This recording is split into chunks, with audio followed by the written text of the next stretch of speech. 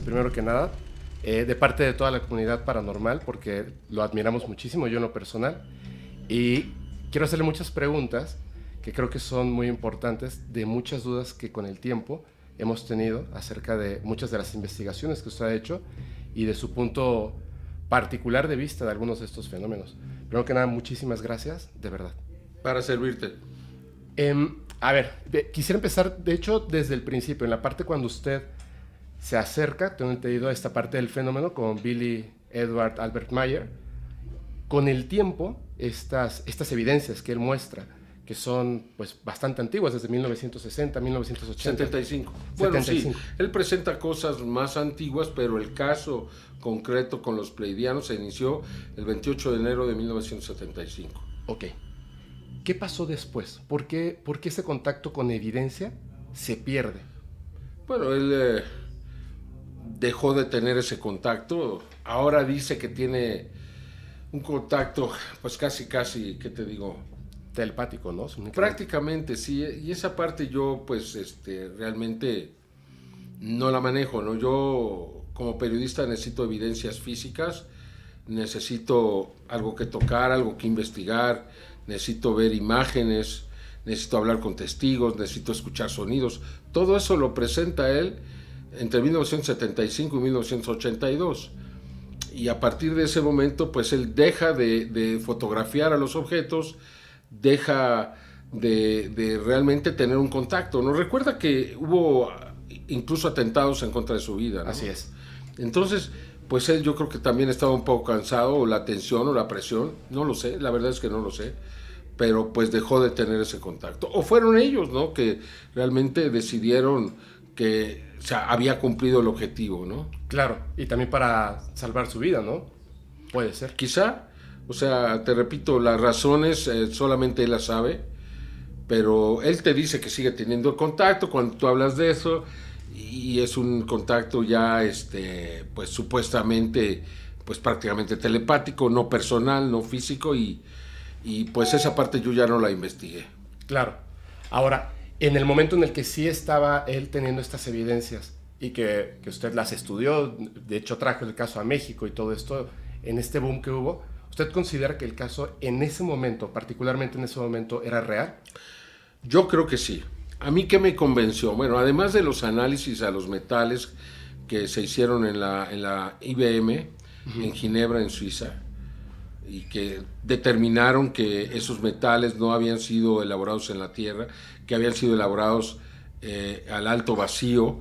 Recuerda que la primera vez que hubo la oportunidad de haber fabricado algo fuera de la atmósfera de la Tierra fue con el Skylab, y si no mal recuerdo fue en el 77, y él había presentado estos metales antes que habrían sido, de acuerdo a la investigación, fabricados en el espacio. Eso a mí me convenció mucho. Los análisis a las fotografías, las películas, y sobre todo lo que más me convenció a mí fueron algunos de los mensajes que él recibió.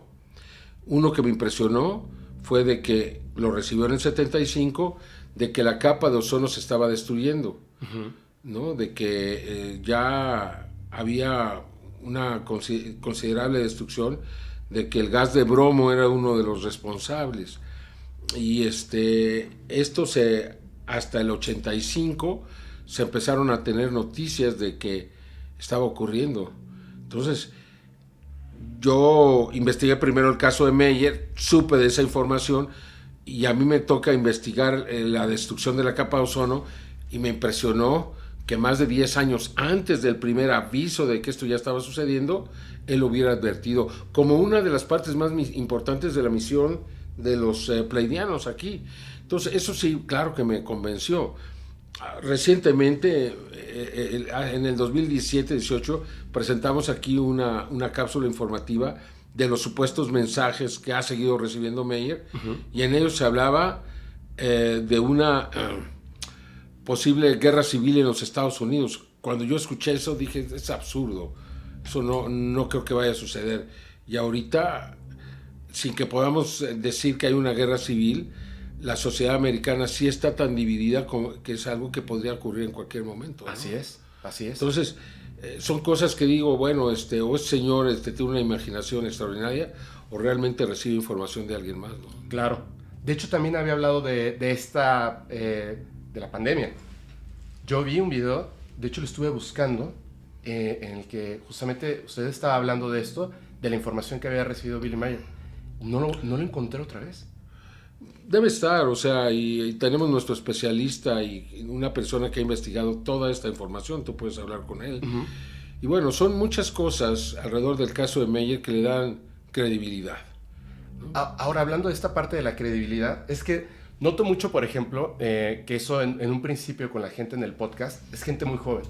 Entonces, de repente, cuando se quedan con la idea que la televisión les va vendiendo de ciertas cosas, entonces no forman un juicio inmediato, sino que toman el juicio que la televisión o que se habla en las calles, digamos, se obtiene.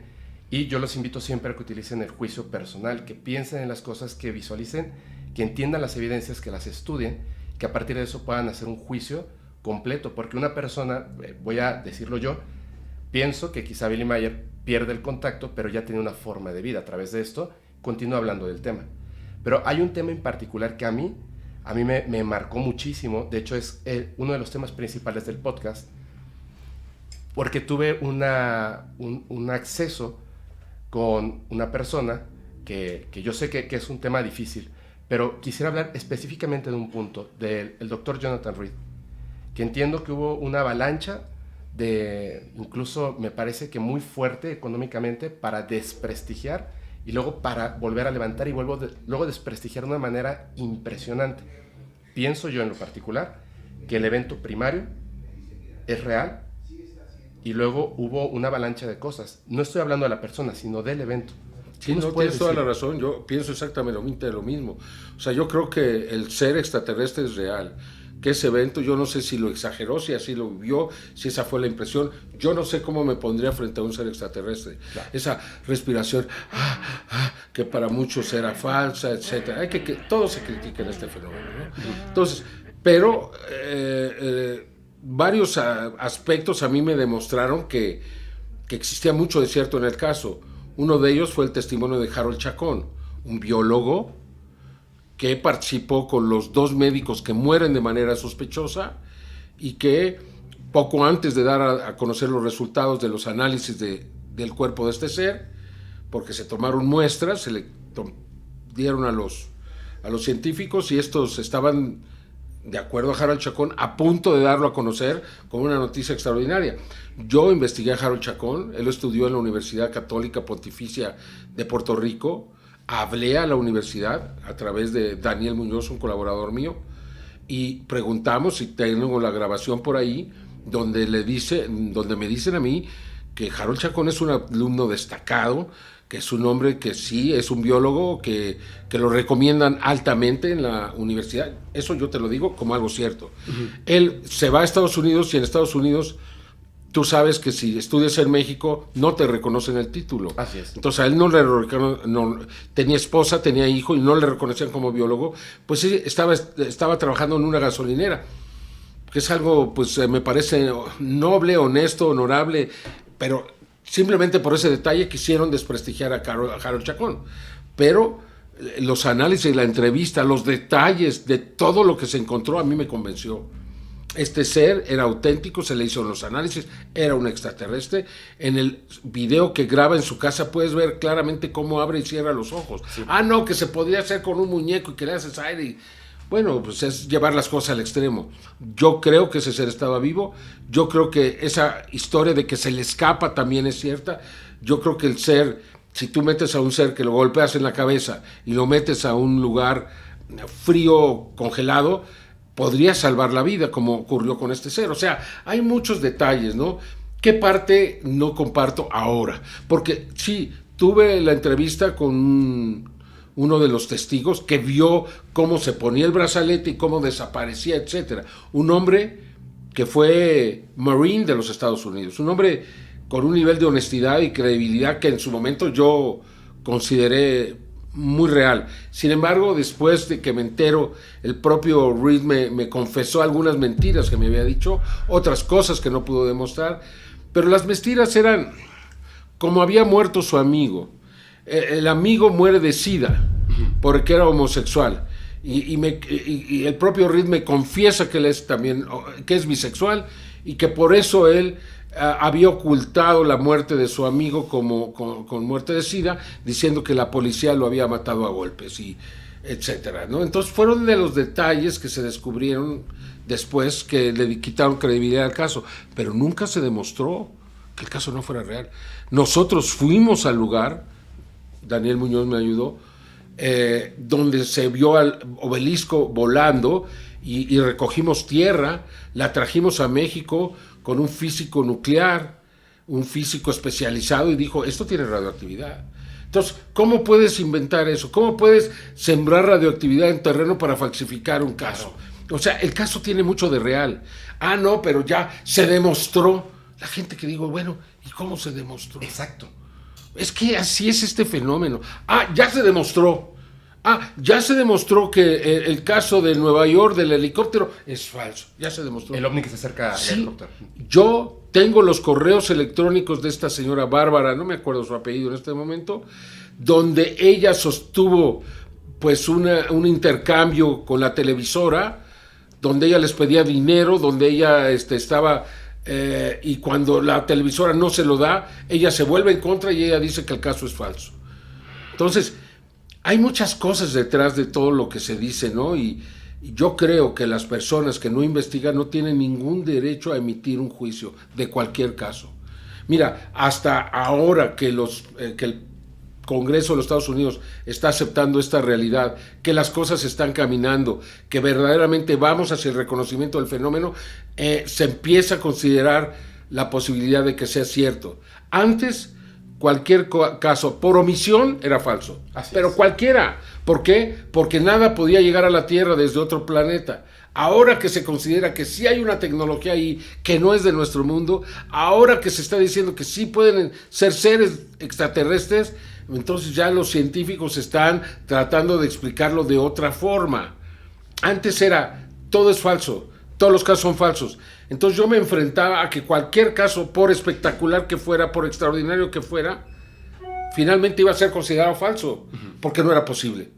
No, era, o sea, realmente muy desalentador y muy difícil, ¿no? Para mí, estar trabajando en casos, investigándolos, presentando todas las cosas, y al final siempre se consideraban falsos. Y los científicos no querían ni voltearlos a ver. O sea, el video de la Fuerza Aérea, no, es un video auténtico. Ah, no, pues son pozos petroleros. Espérame, el helicóptero estaba, o más bien, el avión de la Fuerza Aérea estaba a 160 kilómetros de distancia de los pozos petroleros. ¿Cómo pudieron ser pozos petroleros, hermano? No, eso no se discutió. O sea, siempre los elementos que se podían obtener para desacreditar un caso eran más importantes que toda la investigación que se había hecho para tratar de acreditarlo.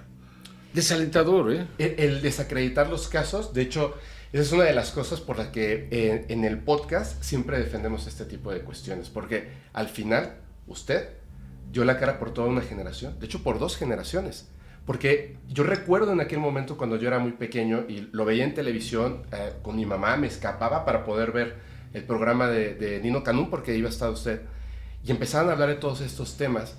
Cuando por fin pude ver un ovni y estaba súper emocionado, claramente a la luz del día, lo contaba con mis compañeros y en ese momento yo era ridiculizado.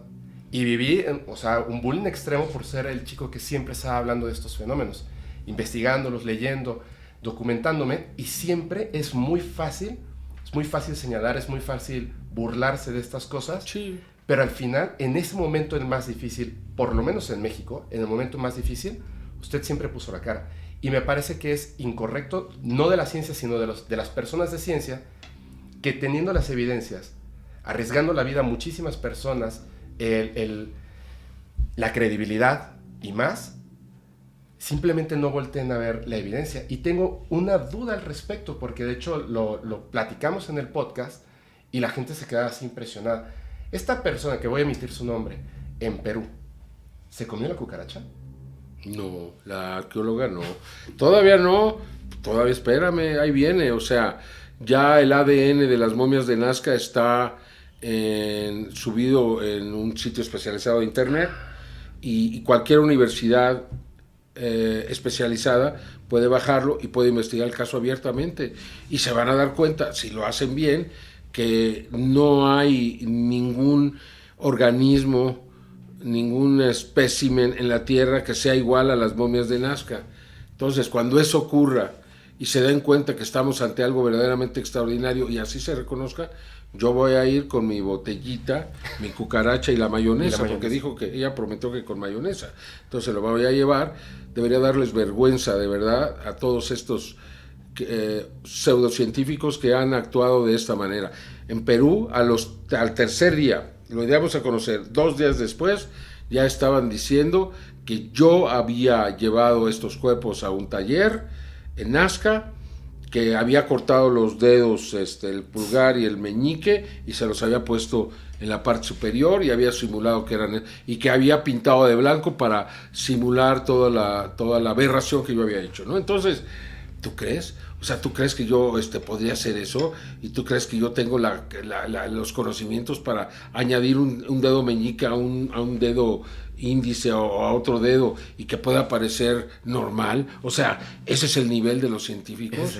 Ese es el nivel. ¿Por qué? Porque les destruyes toda su historia, le destruyes todo lo que ellos aprendieron, les destruyes pues todo lo que han sustentado toda su vida. Entonces de repente, oye, pues ya no es cierto, como ahora el James Webb está demostrando que muy posiblemente no hubo un Big Bang.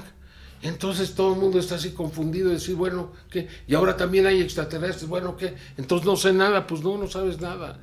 Y esa es la terrible verdad, esa es la terrible verdad. Pero el tiempo va a poner a todo el mundo en su lugar. Claro. Yo siempre lo dije, ¿no? Yo pensé que en el 91, cuando tuve esos programas con Nino Canún, que en 20 años íbamos a llegar a la verdad. Me equivoqué, fueron 30 años. Pero está llegando, la verdad está llegando, la gente está hablando, este fenómeno se manifiesta y este fenómeno está cada vez más cerca de nosotros. Y es un fenómeno auténtico y pues yo nunca he mentido. Y tengo el orgullo y el honor de decirlo, ¿no? Yo nunca he mentido. Y tampoco nunca he realizado un fraude. Otro fraude. Había una página de un señor, ¿cómo se llamaba? Alejandro Sáenz. Ajá. Y yo sí lo digo porque era un piloto de Aeroméxico, alcohólico, que dedicó toda una página, llevaba 40 fraudes de Maussan y contando. O sea, hermano, yo soy periodista. En primer lugar, yo no creo casos, yo no los hago, yo los investigo, yo los reporto, no los hago yo. A ver, dime una sola vez que se haya demostrado que yo falsifiqué algo. Nunca. Por eso, no sé, conmigo no se la acaban, hermano, porque yo he sido un hombre absolutamente ético, he sido un periodista arriesgado, si tú quieres, pero que nunca ha dejado de decir la verdad. Claro. Y el tiempo lo está demostrando. Así es. De hecho, en el podcast, o sea, hay personas que han querido comentar algunas cosas al respecto. Y les digo, discúlpame, pero no. O sea, como humanos podemos equivocarnos, pero si yo recibo un correo electrónico con una supuesta evidencia y me están contando una historia y de repente hablo de esto, pero no es cierto, yo no falsifiqué ninguna evidencia. Así es, si así fuera. Pero te digo, a ver, dime qué caso se haya demostrado que no fue real de todos los que se... Inclusive, yo te muestro ahorita las fotografías, el caso del slide que se presentó en el auditorio. Ajá. De un posible ser extraterrestre que, de acuerdo a la placa que estaba ahí, era un niño de 2 años que había sido encontrado en una tumba en 1896. Yo tengo la fotografía de ese niño. No tiene nada que ver. Claro. No tiene nada que ver. Una placa no demuestra si un cuerpo es real o es falso. No lo demuestra. Exactamente. O sea, el tamaño de ese cuerpo era de 120 centímetros. Si hubiera sido un niño de 2 años, tendría que haber sido de 76 centímetros. Hay una diferencia enorme. Y si tú ves los detalles, pues que, si me permites, se los voy a mostrar aquí. Sí, por favor, gracias. Para que veas cómo se mueven las cosas. Es que cómo van cambiando mientras Yo he visto a creadores de contenido, que voy a omitir el nombre, la verdad, porque esta persona no me parece correcto lo que hace, que mostró evidencia falsa de un supuesto chat con una persona hablando del ser de Metepec. Y me parece, además de que incorrecto, o sea, me parece súper grosero, me parece algo detestable que una persona pueda pagar o crear evidencia falsa para desmentir a un periodista verdadero. No sé. En ese momento se llama felicidad. Aquí está la fotografía real. Ahorita te lo voy a pasar para que la gente lo vea. Muy bien. Aquí está toda la historia escrita. Y aquí está el cuerpo del ser. Wow. Este es el ser que se encontró por el señor Palmer en 1896. Como señala la placa, aquí están los documentos. Y aquí está el cuerpo del ser que yo presenté. Sí. ¿Hay alguna similitud? Te lo voy a mandar Sí, para que tú lo veas, ¿no? Y se lo puedas presentar a la gente, al menos las imágenes. Claro, con Y gusto. porque creo que pues realmente que no se vale, ¿no? Y cuando yo quise demostrar esto en los Estados Unidos, me dijeron, el caso ya está cerrado. Caray, el caso ya está cerrado. Pues no lo tengo en español. Si me dices tu correo. Sí, está facilísimo. Ajá. fepo@podcastparanormal.com. Pues mira, te lo voy a mandar en inglés. Sí, está perfecto. Porque no lo tengo en español, fíjate. Como lo hice casi para allá. A ver. ¿Me dices? ¿El correo? ¿Quiere que lo apunte Sí. yo? Sí. Si quiere, a ver, le pido aquí a Alex. Alex, por favor, puedes apuntar el correo y le pasas su Y ahí se los enséñale las imágenes nada más a las personas para que vean cómo un caso real lo encuentran un elemento que pueden, por ejemplo, yo creo, si me preguntas, que ese cuerpo que fue puesto en un museo y esta persona tomó la fotografía, fue poco después del caso de Roswell, fue 1 o 2 meses después. Yo creo que estaban experimentando a ver si podían poner un cuerpo de un extraterrestre que pudiese pasar por el cuerpo de un niño humano, que fue la placa que pusieron ahí. Es una hipótesis de mi parte, posiblemente esté equivocado, porque no encuentro otra razón por la que hayan puesto ese letrero en ese cuerpo. Pero de que lo que está ahí no es lo que dice que está ahí, eso se los demuestro con las imágenes y la investigación. Ahí están los documentos, ahí está todo lo que yo encontré, y pues creo que habla por sí solo, ¿no? Y de hecho, cuando estaba el ahí está, ya está listo para mandarse. Pues mándalo.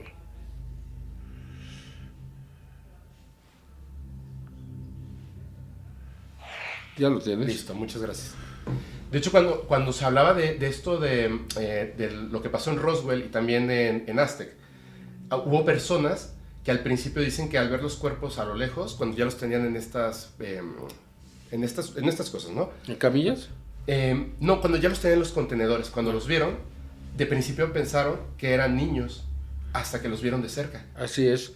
Quizá ahí el experimento podrían hacer pasar a un ser extraterrestre por un niño. Quizá lo pusieron un par de semanas, le pusieron esa placa que correspondía a otro cuerpo, claramente el cuerpo que te estoy presentando, y de esa manera es como, en 1947 quisieron experimentar con los cuerpos que ellos habían recuperado y con la posibilidad de que la gente los confundiera con niños, si le ponías ahí un letrero que dijera, esto es un niño, y la gente no reclamara y no dijera, oye, esto no es un niño, y menos un niño de 2 años.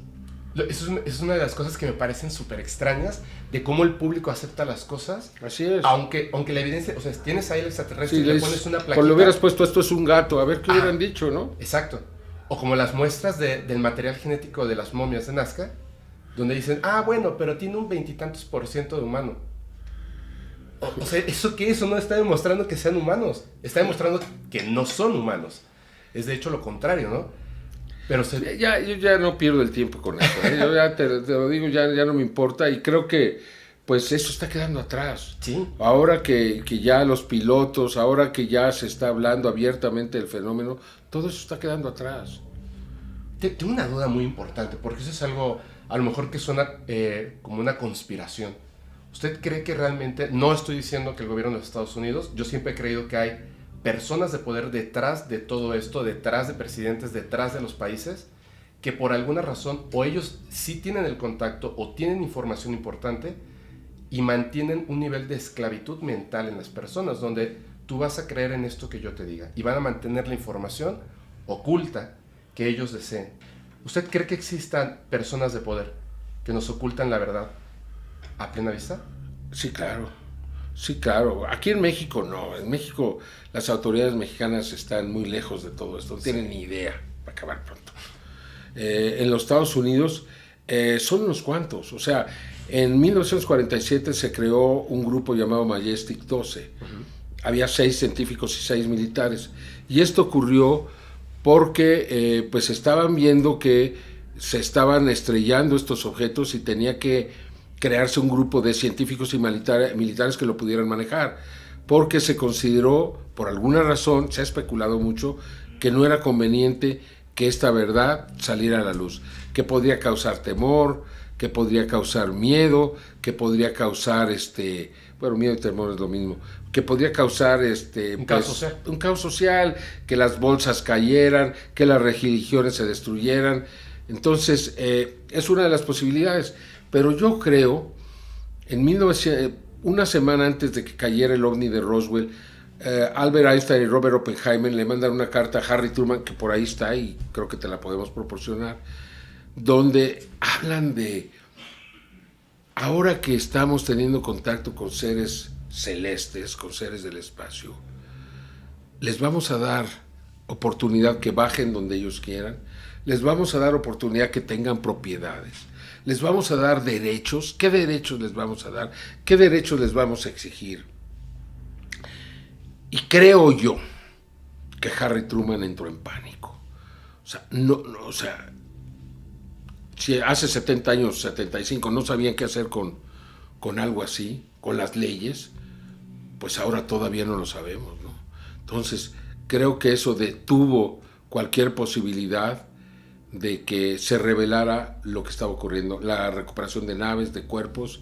O sea, no supieron cómo manejarlo. Y lo que dijeron es, vamos a esperar, si estos seres no se manifiestan, porque hasta este momento no lo habían hecho, no se manifiestan como un peligro, no son peligrosos, no nos atacan, no nos hacen nada, pues vamos a dejarlo ahí. Vamos a tratar de ignorarlo, vamos a tratar de evitarlo, vamos a ocultarlo hasta que sea posible. Y eso fue posible por 75 años, hermano. Hasta ahora que trascendió, el señor Chris Mellon obtiene 3 videos, los lleva al New York Times. Estos videos demuestran, grabados por pilotos militares, demuestran que esto no es de la Tierra.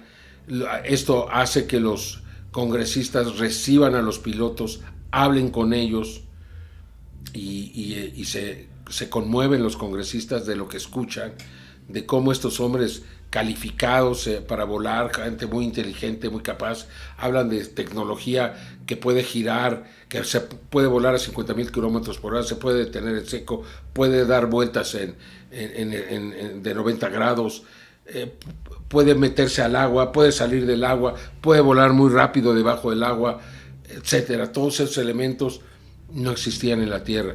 No, pues hay que ver si son chinos o rusos. Evidentemente no lo fueron, y ahora pues no hay otra que aceptar que estamos siendo visitados. Pero pues tomó todo este tiempo, porque fue tan efectiva el lavado de cerebro, el descrédito que en el cual se envolvió este fenómeno, que nadie se quería involucrar con él. Cualquier científico, cualquier político le quemaba las manos. No, aléjate de eso, no, te va a desacreditar. Un piloto, si hablaba de un avistamiento, le quitaban su licencia para volar porque estaba loco. No es que pensaban que estaba diciendo la verdad, sino el tipo se volvió loco.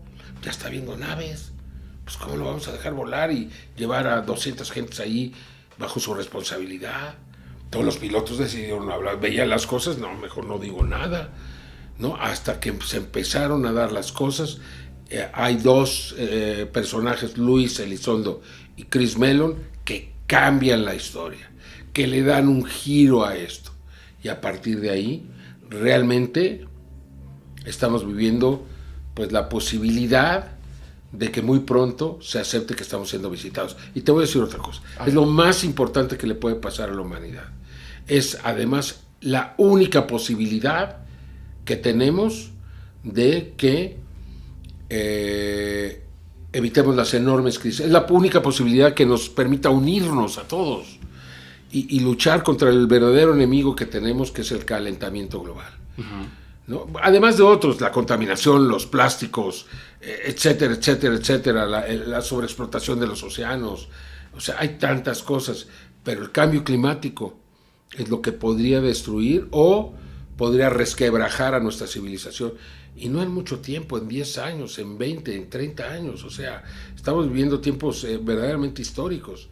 ¿Y qué puede cambiar esto y hacer que todos nos unamos en torno a la posibilidad de luchar juntos? Es este fenómeno. El reconocer que no estamos solos en el universo. Es este fenómeno, es lo único. Yo coincidí con Chris Mellon, él me dijo lo mismo, dije, mira, Chris, sin repetir lo que tú me estás diciendo, es lo que yo he venido, pues, considerando. O sea, cuando yo venía, o sea, mi carrera mucho fue dirigida hacia la protección del medio ambiente. Y cuando llega el fenómeno OVNI, ya como una investigación profesional, me doy cuenta que es lo único que verdaderamente puede crear la conciencia para evitar el caos. De acuerdo, totalmente. Por eso lo hice y continué. Por eso decidí tomar el riesgo. Porque yo realmente quiero que la gente cambie. Yo realmente quiero salvar este planeta. Yo realmente quiero a las generaciones que no están aquí, a los que no han nacido. Yo realmente deseo que siga este planeta. Yo hago todo lo que está en mis manos. Yo hago todo lo posible por lograr que haya un cambio de conciencia. Y yo sé que esto va dirigido a los jóvenes. Sí. Ojalá y que ellos estén escuchando ahora. Ojalá y que escuchen, porque son los que más van a sufrir ustedes. O sea, en 20, 30 años este mundo puede ser un verdadero infierno. O sea, lo que está pasando en Europa, lo que está pasando en Pakistán, el diluvio, en la mitad de todo el país bajo el agua. Imagínate la mitad de México bajo el agua, hermano. Imagínate que tu casa, que tú no pudieras llegar porque hay un charco. Hoy no es muy alto, quizás como de 40, 50 centímetros. ¿Y qué haces? ¿Y cómo vives? ¿Y cómo te transportas? Y entonces vienen las enfermedades, y viene esto, viene el otro. Pues ese es un ejemplo de lo que puede pasar. Los incendios, tantos incendios en tantos lugares, el calor. Son tantas cosas, ¿no?, que realmente a mí me preocupan mucho. Y creo que poder establecer comunicación con estas inteligencias podría ayudarnos a evitar el colapso. ¿Qué debemos hacer para ayudar a ese contacto? Reconocer que el fenómeno es real, los gobiernos lo reconozcan como tal, si lo quieren investigar, que lo investiguen, pero que empiecen a hacer un esfuerzo por iniciar un proceso de comunicación. Ellos van a responder. Ellos lo desean, ellos están aquí, ellos se están acercando, ellos tienen su propia agenda. Tratemos de hablar con ellos. O sea, si logramos este intercambio de ida y vuelta, cuando se reciba la primera respuesta, ese es el shock, ¿eh? El shock no va a venir cuando digas, sí hay seres, ¿no? Ya la gente ya lo aceptó, ahí están, sí, ahí están. Pero podemos hablar con ellos. Cuando podamos realmente comunicarnos, ahí sí nos vamos a impactar. Ahí sí va a venir la revolución. Y entonces muchos más van a querer comunicarse. Y entonces los gobiernos van a decir, perdón, ahora tenemos que ordenarnos poco a poco, uno por uno, o se va a crear un comité para que se pueda comunicar, todo lo demás está prohibido, pero esto ya nos obligó a unirnos, ¿no? ¿Y qué tendríamos que decirles? Bueno, que nos digan qué está pasando en nuestro mundo, que nos digan lo que ellos consideran, qué es lo que están viendo, realmente, qué podríamos hacer para evitar que se siga. Nos van a decir que evitemos los dióxidos de carbono, pero debe haber otras maneras, debe haber caminos, mecanismos, trucos, ideas, avances científicos que podríamos utilizar para evitar el colapso, ¿no? Y creo que ellos podrían decirnos, ¿cuál es la primera pregunta que le harías tú a un extraterrestre? ¿Cómo lograron sobrevivir? ¿Cómo lograron superar una situación como la que estamos atravesando ahora? ¿Cómo lo hicieron? ¿Cómo lograron unir a su mundo? Porque evidentemente para llegar aquí tienen que estar unidos. Nosotros estamos totalmente separados. Ese es nuestro problema más grande, además del cambio climático. Estar cada quien por su lado. ¿Cómo lograron ellos estar juntos? Sí, la gente defiende las ideas y paradigmas de una manera terrible, ¿no? Sí, como si lo que yo pienso está bien, lo que piensan los demás está mal, ¿no? No, eso está terrible. Una pregunta, a ver, esa, si la quiere responder, está bien, pero es una duda muy importante. ¿En algún momento en cualquiera de sus investigaciones de este fenómeno ha habido alguna amenaza para que haga silencio? No, No. no. No, porque nunca he representado un peligro, ¿no? Quienes recibían las amenazas, quienes habían tenido experiencias o tenían evidencias que eran tan contundentes que podrían demostrar su autenticidad, ¿no? Yo creo que si alguien hubiera sabido que Chris Mellon tenía estos videos en su poder, que los filtra el New York Times y que se hacen públicos, él podría haber estado en peligro, sin duda alguna. Y ahora que estuve, debería haberle preguntado eso. ¿Hubiera estado en peligro si se enteran que tiene estos videos? Hubiera sido una muy buena pregunta. Sí, hubiera sido una muy buena pregunta. El caso, por ejemplo, de la autopsia de este ser extraterrestre que se volvió súper famosa y luego dijeron que no era real y que era un muñeco. Parece que no era real. O sea, tengo más, pero yo estuve con Ray Santilli y bueno, entonces el tipo es un extraordinario actor. Me dijo detalles, me dio cosas, no sé. Porque hay veces que creo que un caso auténtico, hay tanta presión que los testigos, las personas que lo están proponiendo, terminan diciendo no era real, para evitar más. O los amenazan o los llevan a un nivel de pues, verdadero temor, de pánico, que terminan retractándose. Tú no sabes, si a ti te hubiera tocado tú dar a conocer una evidencia importante, un video importante, lo que hubiera pasado con tu vida. Sí, me imagino. De hecho, hay ciertas cosas que investigando los casos, digo, después de la investigación de otras personas, hay cosas que de repente no me cuadran. Como yo en lo personal, el caso de Stan Romanek, no me cuadra lo que pasó de la policía, lo de su computadora, y cuando él se autorridiculizó aventando un USB cuando claramente el hombre sabía que se iba a notar que era él el que aventaba el USB. Siento que se autorridiculizó para salvar su vida. Eso creo yo. Pues sí, o sea, nos hace pensar esa posibilidad. La comunicación que tuve con él fue muy estrecha. Uh-huh. Y te repito, son extraordinarios actores y no sé a dónde quieren llevar las cosas. De verdad, o sea, yo tengo muchísimas evidencias de Romanek que nadie conoce, extraordinarias. O sea, él vivía cosas, y hubo muchos testigos además, no era el único. Hay una cosa, no sé si puedo hablar de eso, cuando recibe las llamadas que le dicen en su teléfono, Stan Romanek, la voz está como robótica, y le dice, tienes que contactar con estas personas, tienen que venir tal día, entre esos estaba su nombre. Y luego llega, cuando tiene la llave, que le hacen como presta su cuerpo, como Star Child, y entra una entidad. Y se le permiten hacer preguntas. ¿Qué nos puedes contarles un poco? Sí, puedo contar, pero pues bueno, son a mí cosas que me generan enormes dudas. Okay. Pero te voy a decir algo. Uh-huh. Ya cuando me despedía de Stan Romanek, me dijo, te voy a enseñar algo, acércate. Acércate más, ve mis ojos. Y cuando vi sus ojos, eran de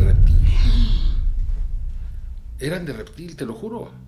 Yo lo vi, yo lo firmo, me pones un detector de mentiras, yo los vi. Creo que también mis compañeros que iban conmigo ese día los vieron. Me dijo, pero silencio, no digas nada. Wow. Dije, wow. Entonces, ¿qué le digo? ¿Que eres extraterrestre o qué? Ya no me dijo nada.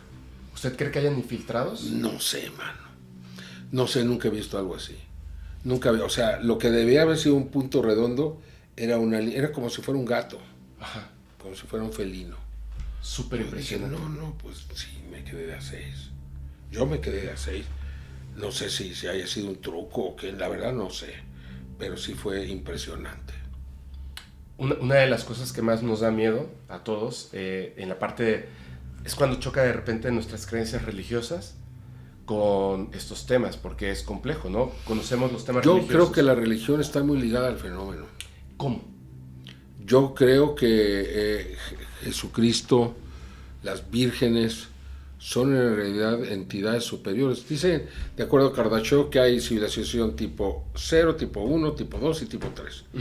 Y dicen, incluso Michio Kaku todo el tiempo está hablando de eso, que las civilizaciones tipo 3 son civilizaciones muy, muy, muy avanzadas, que son eternas, no mueren, pueden tomar energía de los agujeros negros, se pueden mover en todo el universo, etcétera.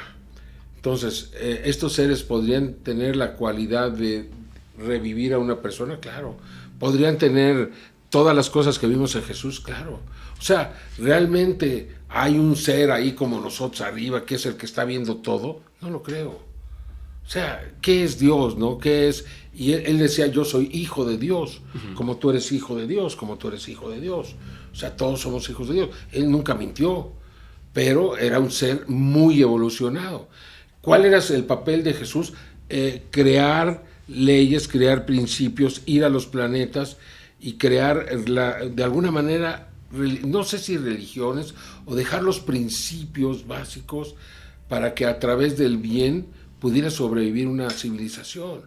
No hay civilización que pueda sobrevivir el mal. Por eso cuando dicen que los extraterrestres van a venir aquí a esclavizarnos, a atacarnos, digo, es muy humano eso. Estos seres ya están más allá de eso. Claro. ¿Para qué necesitan venir a esclavizarnos? ¿Para qué necesitan venir a hacernos nada? Ya lo tienen todo. Pueden ir a cualquier lugar del espacio, del universo, de la galaxia. Entonces, yo creo que estos seres, porque mira, yo estoy convencido que el ayate de la Virgen de Guadalupe está vivo. ¿Por qué? Porque yo tuve una experiencia personal, ya he hablado de esto. Yo tuve una voz que me habló a mí y que me impresionó, porque no es algo que me pude haber imaginado jamás, porque no estaba ni siquiera buscándolo, y fue algo muy impactante para mí.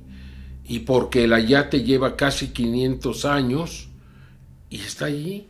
Y es un tejido orgánico. Es un tejido orgánico. Que me digan que un tejido así sobreviva más de 10 o 20 años. No, entonces ¿cómo puede tener 500? Y luego lo que yo vi con una cámara, que lo vi en un monitor. En los ojos, sí. ¿Nos puede comentar nada más eso? Sí, estábamos a las 3 de la mañana y nosotros fuimos el último grupo de periodistas que estuvo ahí, como periodistas, grabando. Desde el 91, septiembre del 91. Nos están cumpliendo en estos días, ¿cuántos son? 31 años. Ajá. Y todos se van a cenar, se van a las 3 de la mañana a fumar, a tomar café. Yo me quedo solo con la Virgen. Y empiezo a ver en un monitor, y empiezo a ver sus pestañas. Lo primero que vi fue sus pestañas, cada una por separado. Dije, esto no puede ser un pincelazo de una gente. Entonces vi luego vi como que tenía movimiento el ojo, luego vi el iris, y luego empiezo a ver la pupila, y en la pupila me empiezo a meter, como si fuera un pozo negro. Y súbitamente, y lo recuerdo perfecto, aquí, en esta parte, resuena una voz muy intensa que me dice, ¿qué quieres de mí? Pero enojada. Y yo me eché para atrás y pues me quedé impactado. No le dije nada a nadie. En un rato me fui. Fue muy fuerte para mí. Lo sigue siendo. Y a partir de ahí, pues realmente me convertí, porque yo no era un creyente de la Virgen, y me di cuenta que ahí hay algo más. O sea, y que los ojos están vivos y que ahí hay una entidad viva. ¿Cómo? No sé, mano. No sé. Pero ese es un misterio, y que lo investigue quien quiera, y que vea lo que yo vi quien quiera. A lo mejor le pasa algo a esa persona, no lo sé. Pero fue algo extraordinario. Y te repito, yo creo que la religión está íntimamente relacionada al fenómeno extraterrestre. Son las personas las que están equivocadas, ¿no? En la manera en la que... La interpretación, la misma religión. O sea, Jesús y Guadalupe no son la religión. Así es. La religión se hace alrededor de ellos, pero ellos no son la religión. Entonces, pues, esa es mi experiencia, hermano. Y yo, lo que te digo es verdad. Sí. Yo estoy convencido de eso. Ahora, el contacto, no cuándo va a ser. Siempre veo que le preguntan eso. Y yo digo, ¿cómo después de la comunicación. Pero, ¿cómo va a ser para las personas? O sea, no me refiero a los científicos, no me refiero al gobierno, me refiero a la gente como nosotros, que estamos en casa, comiendo con nuestra mamá, con nuestro papá, y que no tomamos esas decisiones. ¿Cómo vamos a vivir nosotros ese contacto? ¿Cómo se lo imagina? Comunicación. O sea, tenemos que comunicarnos, y a partir, no sé, no me lo puedo imaginar, porque es algo que no ha sucedido y nadie sabe, ¿no? Pero a través de la comunicación yo creo que podemos ir acercándonos, y un día, una vez que ya estemos comunicados, podemos tener un encuentro ser a ser, o una delegación de humanos, o que bajen con tranquilidad y con libertad y que se puedan mover y que les demos esos derechos, que les demos esos derechos de los que hablaba Einstein en 1947, que ellos puedan estar en la Tierra con tranquilidad, porque todavía muchas veces son atacados, ¿no? Ellos no pueden estar tranquilos, o sea, somos salvajes aquí. Entonces, es una muy buena pregunta para la cual todavía no hay una respuesta. Y quien te la quiera decir, pues entonces o es un iluminado o es un charlatán. Así es. En ese caso, por ejemplo, obviamente sí, eso sí nos puede decir, sí son benévolos. Eso es. Yo no creo que sean ni benévolos ni malévolos. Yo creo que tienen sus propios intereses. Yo creo que lograron sobrevivir, lograron su propio desarrollo. ¿Por qué están en la Tierra? Porque la vida inteligente, aunque es común, aunque hay formas, debe haber muchos sistemas solares sin vida inteligente. Muchísimos, sí. Entonces, que haya un planeta donde existe esa vida, pues hay que cuidarlo. Hay que cuidarlo, hay que permitir, hay que ayudarlo. Si ellos lo quieren, si ellos lo piden, si ellos se comprometen. No nada más van a llegar aquí y nos van a empezar a ayudar porque ellos quieren ayudarnos, no. Yo creo que tiene que haber esta comunicación. Mira, ellos lo han estado intentando de muchas formas. Los crop circles son un intento de comunicación. Bárbaro. Los sonidos son otro intento de comunicación. Las luces que ahora están apareciendo son otro intento de comunicación. Ellos lo han intentado de muchas formas y nosotros no hemos respondido. La única vez que mandamos un mensaje fue Frank Drake Carl Sagan desde el radiotelescopio de Arecibo. Mandamos el mensaje a la constelación de Hércules al cúmulo de estrellas M13, 22.800 años luz de distancia, y llega la respuesta en 27 años, ¿no? Es la única vez. Y un año después se vuelve a dar otro mensaje, con el alien, con el disco en la mano.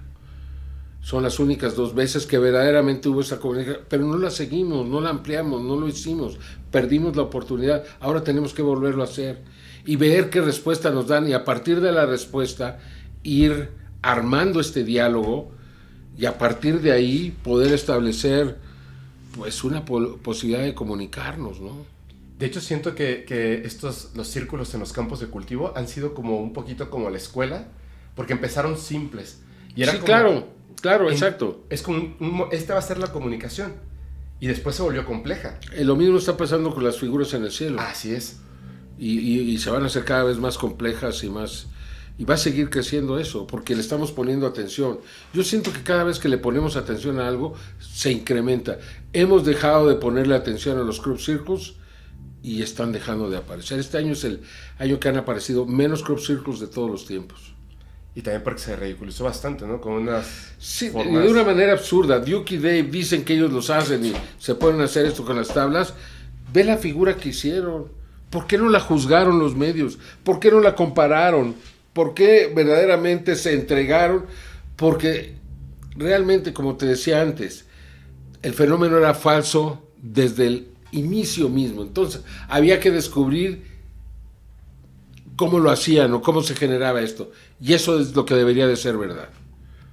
Y eso es como se manejaron las cosas, ¿no? Sí, terrible. Sí, no, por eso te digo, esto es falso, ¿no? Entonces hay que ver por qué es falso o cómo lo hicieron. Pero nunca le daban oportunidad, nunca le dieron oportunidad al fenómeno. Tengo 2 preguntas que creo que son muy rápidas. ¿En algún momento usted directamente, no me refiero como equipo, usted directamente ha intentado hacer un contacto? Lo voy a intentar con el ingeniero Rodolfo Garrido Coham. Desarrollamos un mensaje en código binario. Estamos buscando posiblemente en Argentina o en otro lugar un radiotelescopio a través del cual se pueda mandar esta señal, y parece que hay muy buena recepción en ese sentido, ¿no? Vamos a ver. Pero sí, lo vamos a intentar y lo vamos a seguir intentando hasta lograrlo. Va a ser genial eso. Sí, y está próximo. Ahora, otra cosa nada más aquí, ya es lo último. Me extiendo con esto. La gente, de verdad, y le quiero agradecer muchísimo, yo lo admiro muchísimo desde antes de toda esta parte del fenómeno. Mucha gente joven, pues no saben toda esta trayectoria y el cómo funciona la manera en que un periodista, de verdad, hace una investigación para llegar a traer evidencia, ideas, cuestiones que no se pueden descartar simplemente con una palabra. Yo veo que las nuevas generaciones, y me da mucho gusto, me da mucho gusto que aunque son en masa, son muchos, son muy pocos, por lo menos en el podcast paranormal, son muy pocos los que de repente son irrespetuosos. Son muy pocos. Ellos, esa generación, esta nueva generación, y la verdad es que hemos estado trabajando mucho en eso, nos interesa que accedan a este conocimiento. Claro.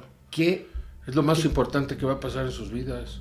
¿Qué consejo le daría? Fíjate, ya no, en el futuro ya no va a ser antes o después de Cristo, va a ser antes del contacto y después del contacto. Wow, qué gran frase. Entonces, imagínate la relevancia que va a tener para ellos.